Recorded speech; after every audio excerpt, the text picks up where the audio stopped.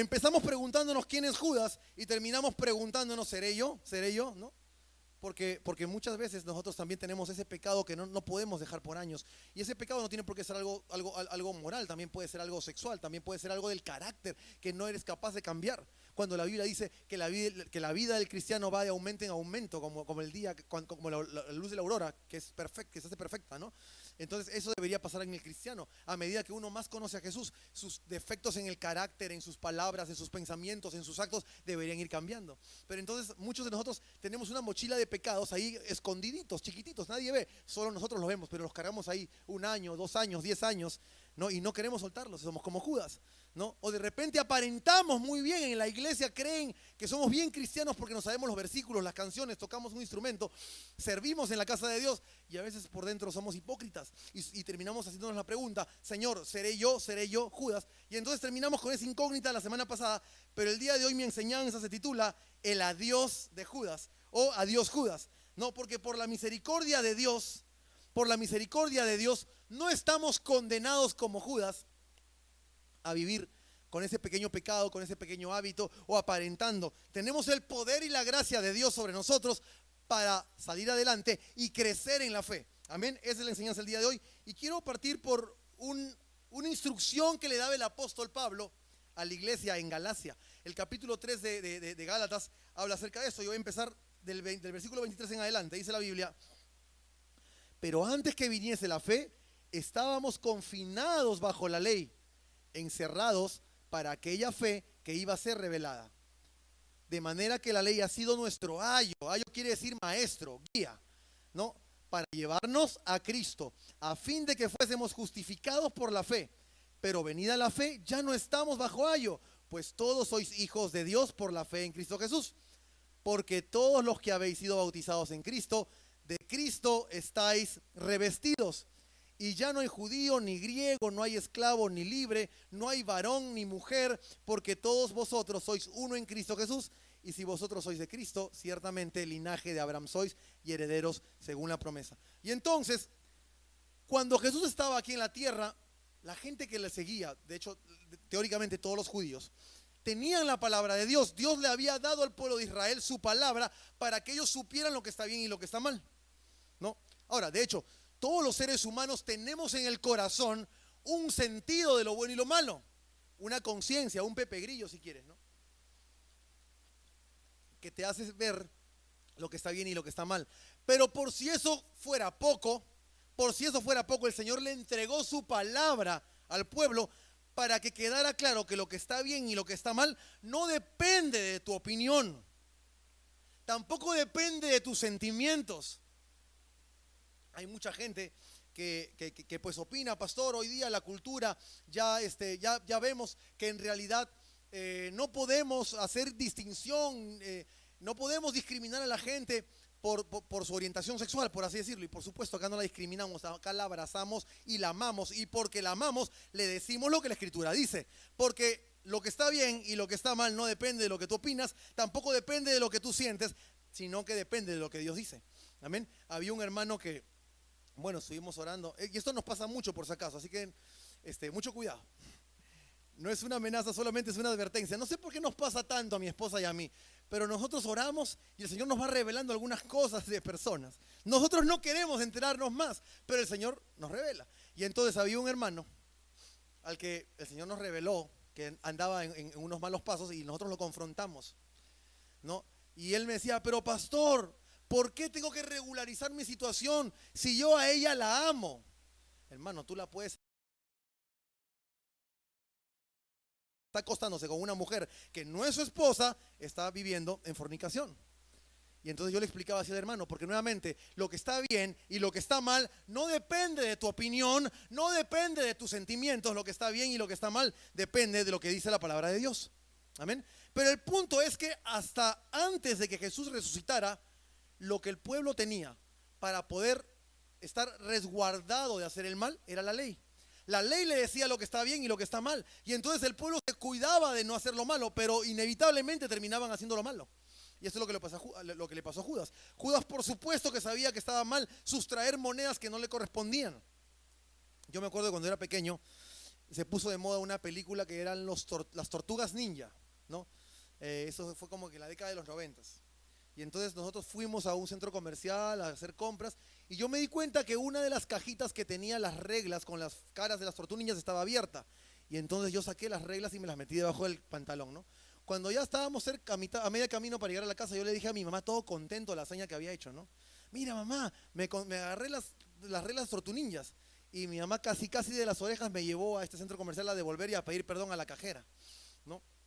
Entonces el punto es que uno sabe lo que está bien y lo que está mal. Judas sabía lo que estaba bien y lo que estaba mal. Pero antes de que viniera la fe en Cristo, como dice la Biblia, nosotros estábamos bajo la ley. No sé si sigue el versículo ahí. Exacto.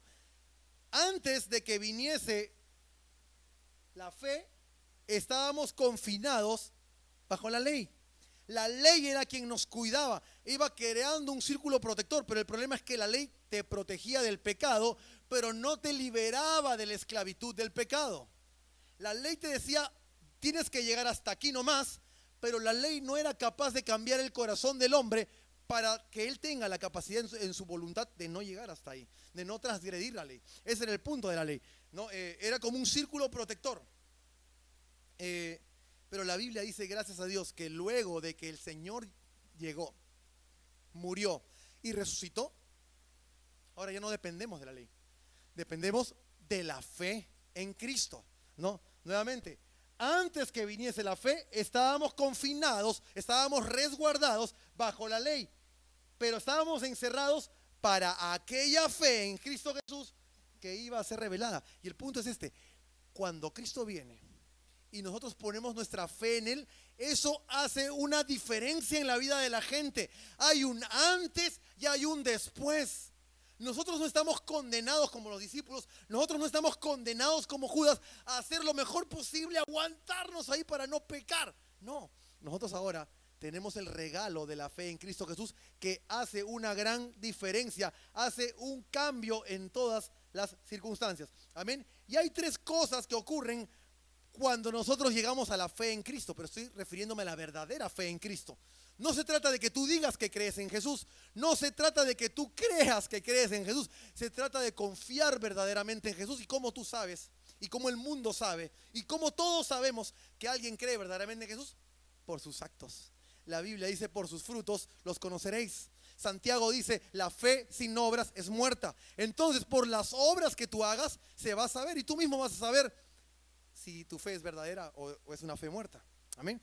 Y bueno, son tres cosas que quiero enseñar rápidamente el día de hoy que ocurren cuando ponemos nuestra fe en Jesús. Y la primera es que somos justificados. Gálatas capítulo 3 verso 24 dice que por esa fe hemos sido justificados. Ahora, esta palabra es una palabra poderosa, porque ser justificado no es lo mismo que ser justo. Ser justificado no es lo mismo que ser justo. A veces se piensa que cuando uno llega a Jesús va a ser perfecto, va a comportarse correctamente, va a hacer todo lo que es debido, eso es ser justo. La verdad es que cuando uno llega a Jesús sigue siendo de carne y hueso y seguimos pecando, pero la diferencia es que el pecado ya no nos domina. Luchamos contra el pecado, a veces resbalamos, a veces caemos, pero el pecado no nos domina. Hay un hombre, un teólogo muy antiguo. Este señor era parte de un grupo conocido como el grupo de los peregrinos, esta gente que llegó de Europa a las Américas y llegaron con el evangelio. El nombre de este hombre es John Owen. Y John Owen dice que si tú estás luchando contra el pecado, entonces estás vivo. Pero si el pecado te domina y tú no le has puesto ninguna resistencia, entonces estás muerto, ¿no? Y entonces la cosa es que la Biblia dice que por la fe en Jesús, por la verdadera fe en Jesús, hemos sido nosotros justificados. Y repito, justificados no es lo mismo que justo. No se espera que tú seas perfecto, pero se espera que tú luches en contra del pecado. Pero la parte importante de esto es justo la palabra justificado, porque justificado significa que Dios legalmente te ha declarado justo. No que tú te has convertido en justo, sino que tú has sido declarado justo. Son dos cosas diferentes. No que te hayas hecho ya un hombre perfecto, sino que tú has sido declarado perfecto. Y ahora el punto es que necesitábamos empezar por aquí. Necesitábamos empezar por ser justificados. ¿Sabes por qué? Porque la Biblia enseña algunas cosas muy claras. La primera es que el hombre es pecador. La segunda, que Dios es un juez justo. Y la tercera, que la paga del pecado es muerte. Y si tú eres pecador y Dios es un Dios justo, Él tiene que hacerte pagar por lo que tú has hecho. Y lo cierto es que no hay un hombre solo en esta tierra que pueda vencer al pecado por sus propias fuerzas. Y lo que le corresponde a un Dios justo es hacerte pagar. Y la paga del pecado es muerte. Pero el punto es que este Dios infinitamente justo ama a este hombre infinitamente pecador. Y como Dios es justo y el hombre es pecador, pero que el vínculo entre el Dios justo y el hombre pecador es el amor, entonces, número uno, Dios va a castigar el pecado, pero número dos, va a hacer que ese castigo venga sobre alguien que puede pagar el pecado por ti, y ese es el nombre de Jesucristo, nuestro Señor. Amén. Entonces, porque Él es justo y porque tú eres pecador, Él no puede pasar el pecado por alto, pero gracias a Dios Él no lo va a hacer. Pero gracias a Dios que tampoco te lo va a poner sobre ti. Gracias a Dios que Él va a poner el pecado sobre Jesús. Y entonces cuando la Biblia dice que somos justificados, lo que está pasando es que pasan dos cosas. La primera es que tu pecado es quitado, es borrado de tu historial de crímenes delante de Dios. Y lo segundo que pasa es que la justicia de Cristo es imputada en tu vida. Entonces esto es hermoso porque nos damos cuenta que no solamente somos salvos por la muerte y resurrección de Jesús, sino que también somos salvos por la vida que Él vivió. Gracias a que Él vivió una vida justa, ahora toda esa justicia es puesta sobre tus hombros. Y cuando llegue aquel día, si tú has puesto verdaderamente, y subrayo la palabra verdaderamente, tu fe en Jesús, entonces tú no tienes nada que temer porque tú has sido justificado. Y cuando Dios te ve a ti, Él está viendo sobre ti no tu pecado, sino las acciones justas de su Hijo cuando estuvo aquí en la tierra. Amén. Entonces la primera cosa hermosa que ocurre cuando hemos llegado a la fe es que hemos sido justificados. No que nuestro pecado ha sido borrado. Mira, estaba leyendo que algunos psicólogos dicen, con el perdón de las psicólogas, pero algunos psicólogos dicen que está mal disciplinar a los hijos en este tiempo. Antes se aprendía, decían por ahí, ¿no? La letra con sangre entra, ¿no? Yo me acuerdo que antes mi mamá era especialista en tiro de chancleta, ¿no? En tiro de chancleta con varios kilómetros. Si tú desobedecías, pero mi mamá era más cruel todavía. El Señor la cambió, gracias a Dios. Pero ella era más cruel, ella no tiraba la chancleta. Ella por atrás agarraba, me chapaba de la patilla y me llevaba desde el parque Monocochas hasta Salaberry. Yo llegaba con 3 kilos de pelo menos, ¿no? Pero ahora no se le puede disciplinar al muchacho, ¿no? Pero no sé por qué llegué, que allá me distraje, ¿no?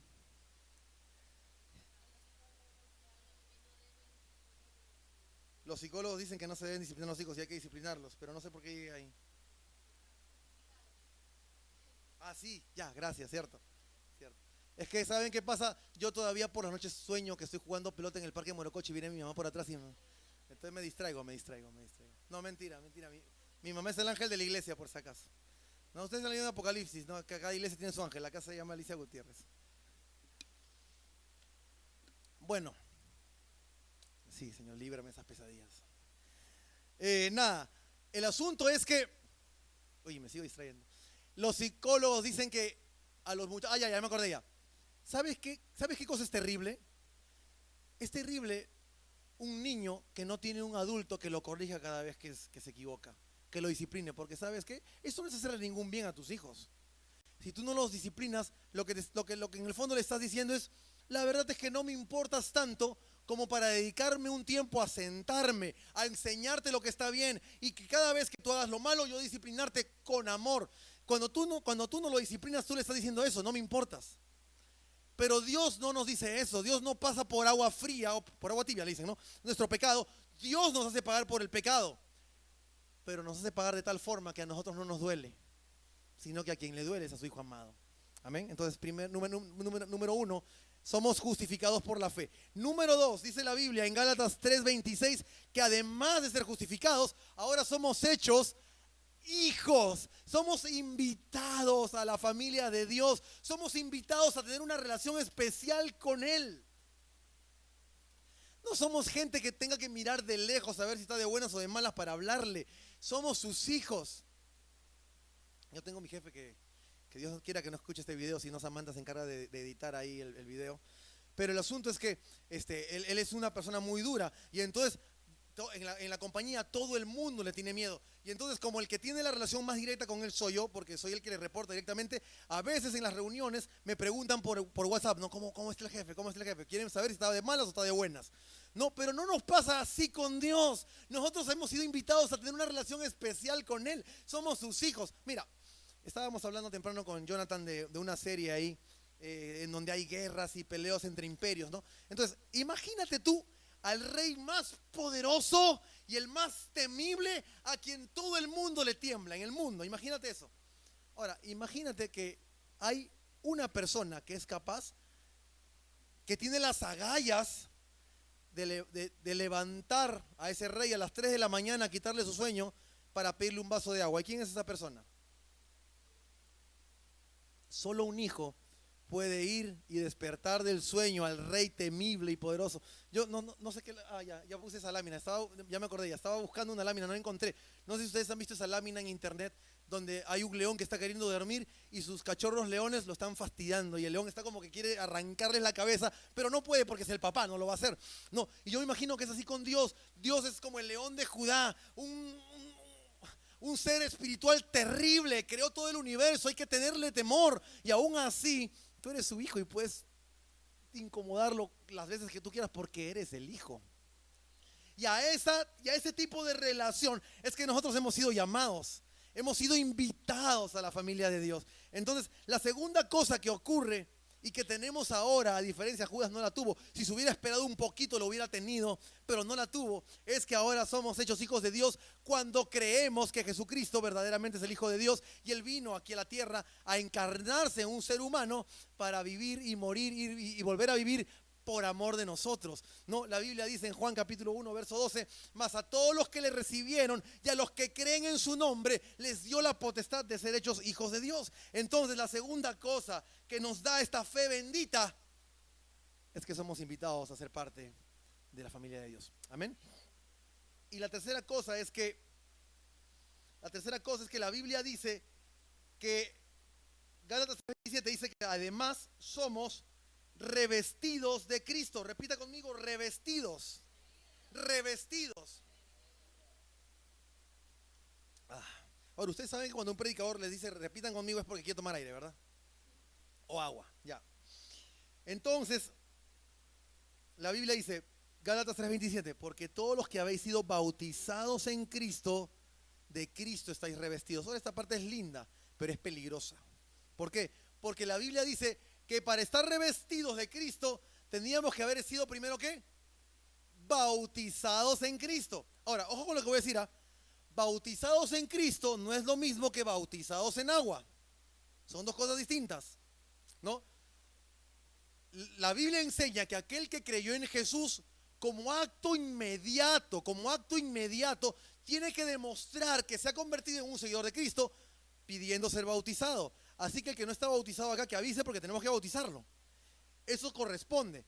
Sin embargo, ¿qué pasa, pastor, si la persona le entrega su vida a Jesús en el hecho de muerte y sin alcanzar a ser bautizado, ahí nomás se muere? Bueno, la verdad es que el bautismo no salva. El bautismo es un acto que nosotros realizamos porque queremos demostrar obediencia. Pero el bautismo en agua no te salva. Si te mueres sin haber llegado a pasar por las aguas, no pasó nada, siempre y cuando tú hayas sido bautizado, mejor dicho, hayas creído en Cristo. El bautismo que salva es el bautismo el bautismo en Cristo, que es un bautismo espiritual. El bautismo en agua es simplemente un paso que evidencia que tú creíste primero en Cristo, ¿verdad? Pero pastor, entonces, ¿cuál es el bautismo de Cristo? Esta es la parte peligrosa. Porque la Biblia dice que el bautismo representa que estamos con Cristo, que con Cristo hemos sido juntamente crucificados y con Él hemos sido sepultados. Y después de eso, con Él vamos a ser también traídos nuevamente a vida. Entonces, el bautismo en Cristo significa creer en Cristo, solamente creer, pero creer de tal forma que tu viejo yo está muerto ahí en la cruz, no está agonizando, no está queriendo vivir, está muerto a tal punto que ya te sepultaron. Si tú no mueres a tu viejo hombre, si tú no mueres a tu manera vieja de ser, a tu manera pasada de vivir, entonces tú no has sido bautizado en Cristo y por lo tanto tú no eres salvo. ¿Sí? Pero aunque tenemos una parte peligrosa, porque implica morir al viejo yo para volver a vivir en Cristo Jesús. Sí se entendió, ¿verdad? Si alguien aquí no está bautizado, pero cree en Jesús y saliendo de la iglesia lo atropellan y muere, sí se va al cielo. No me vayan a malinterpretar. Pero si tú no te has bautizado y saliendo de acá vives un año más y sigues sin bautizarte, entonces hay un jalón de orejas porque no estás obedeciendo. No, de repente estás aquí como simpatizante de la iglesia, simpatizante de las canciones, pero no estás como un discípulo de Cristo. Eso es lo que simboliza el bautismo en agua. Pero el bautismo en agua es un símbolo nada más de algo que ya pasó en el interior, que es morir y ser sepultado y volver a vivir en el nombre del Señor. Amén. Pero la parte linda de todo esto es que la consecuencia de haber sido bautizados en Cristo, ¿sabes qué es? Que ahora estamos revestidos de Cristo. Tú no luchas por ti mismo. Por eso puse ahí a un hombre con su armadura, porque creemos que nosotros somos los que tenemos que ser súper espirituales, súper gente de oración, súper gente que lee mucho la Biblia para estar bien fuertes, y nos damos cuenta de que hacemos eso y aún así nos queda chico, aún así no es suficiente para lidiar con el pecado. Pero la buena noticia es que tú no necesitas hacer eso, porque tú sí has sido bautizado en Jesús. Entonces tú estás revestido de Cristo, la presencia, el poder de Cristo encerrada en el Espíritu Santo ahora vive dentro de ti. Ahora vive dentro de ti. Ese es uno de los sellos. Mira, Pablo hablaba acerca del arras, de la garantía de nuestra salvación. ¿Qué cosa? ¿Cuál es el arras de nuestra salvación? El Espíritu Santo. Si tú tienes al Espíritu Santo dentro tuyo, entonces tú tienes la garantía de que eres salvo. Pero no solamente es eso, sino que cuando tú tienes al Espíritu Santo dentro de tu corazón, de manera natural fluyen los frutos del Espíritu Santo. Tu carácter cambia, dejas de ser tan egoísta, dejas de ser tan mentiroso, dejas de ser tan deshonesto, dejas de ser ladrón, dejas de ser promiscuo, dejas de drogarte, dejas de tener malos hábitos, dejas de pecar. Porque el Espíritu Santo vive en tu corazón. Y el Espíritu Santo es perfecto, no falla.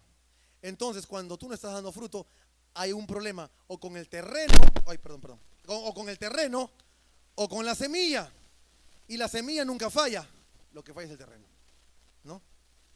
Amén. Entonces, quiero terminar el día de hoy con el versículo 29, que es la parte más hermosa de esta promesa. Dice la Biblia: y si vosotros sois de Cristo, ciertamente linaje de Abraham sois y herederos según la promesa.